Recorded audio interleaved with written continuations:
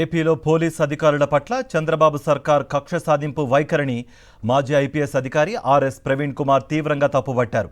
గతంలో తనతో పనిచేసిన సీనియర్ ఐపీఎస్ అధికారులను చంద్రబాబు సర్కార్ వేధించిన తీరు ఆవేదన కలిగించిందని ఆయన అన్నారు. డిపార్ట్మెంటల్ విచారణతో సరిపోయే విషయాలపైన అధికారులను జైలుకు పంపడం దారుణమని సాక్షి టీవీకి ఇచ్చిన స్పెషల్ ఇంటర్వ్యూ స్ట్రైట్ టాక్లో ఆర్ఎస్ ప్రవీణ్ కుమార్ మాట్లాడారు. ఆంధ్రప్రదేశ్ అధికారుల గురించి ఎవరు మాట్లాడినా ఒక్కనే మాట్లాడినా. సో వాళ్ళందరూ నా ఫ్రెండ్సే. పివి సునీల్ కుమార్, సీతారామంజనేయులు, దాని తర్వాత సంజయ్ గారు, ఎన్ సంజయ్, మేమందరం కలిసి పనిచేసాం చాలా చోట్ల కూడా. అన్ఫార్చునేట్ చంద్రబాబు నాయుడు గారు ఈ విధంగా బిహేవ్ చేస్తారని నేను అనుకోలేదు. ఆయన దానివల్ల ఏ మెసేజ్ చెప్పాలనుకున్నారో ఎంటైర్ పోలీస్ యంత్రాంగాన్ని కూడా నాకు ఐడియా రావట్లేదు. పివి సునీల్ కుమార్ గారిని అంత వేధించాల్సిన అవసరం లేదు. పిఎస్ఆర్ ఆంజనేయులు గారిని జైలుకు పంపించాల్సిన అవసరం లేదు. అదేవిధంగా ఎన్ సంజయ్ని కూడా మరి జైలుకు పంపించారన్నారు, అతన్ని కూడా జైలుకు పంపించాల్సిన అవసరం లేదు. ఇవన్నీ కూడా డిపార్ట్మెంట్ ఎంక్వైరీతో సరిపుచ్చుకునే అంశాలు.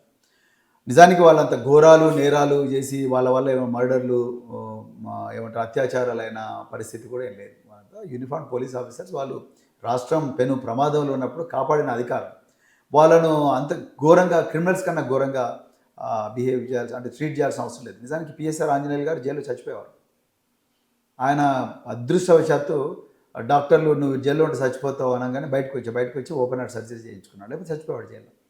సో అంత ఘోరమైన నేరం ఏం చేశాడు అతను?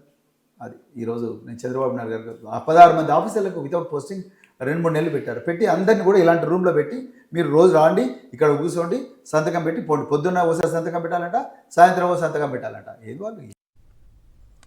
అయితే తెలంగాణలోని తాజా రాజకీయ పరిస్థితులతో పాటు ఆంధ్రప్రదేశ్లో జరుగుతున్న పరిణామాలపై ఆర్ఎస్ ప్రవీణ్ కుమార్ కామెంట్స్ను ఇవాళ సాయంత్రం 6:30 గంటలకు ప్రసారమయ్యే స్ట్రైట్ టాక్లో చూడవచ్చు. అలాగే పూర్తి ఇంటర్వ్యూ సాక్షి టీవీ యూట్యూబ్లో ఉంటుంది. మరిన్ని అప్డేట్స్ కోసం ఛానల్ను సబ్స్క్రైబ్ చేయండి. నోటిఫికేషన్స్ కోసం బెల్ ఐకాన్పై క్లిక్ చేయండి.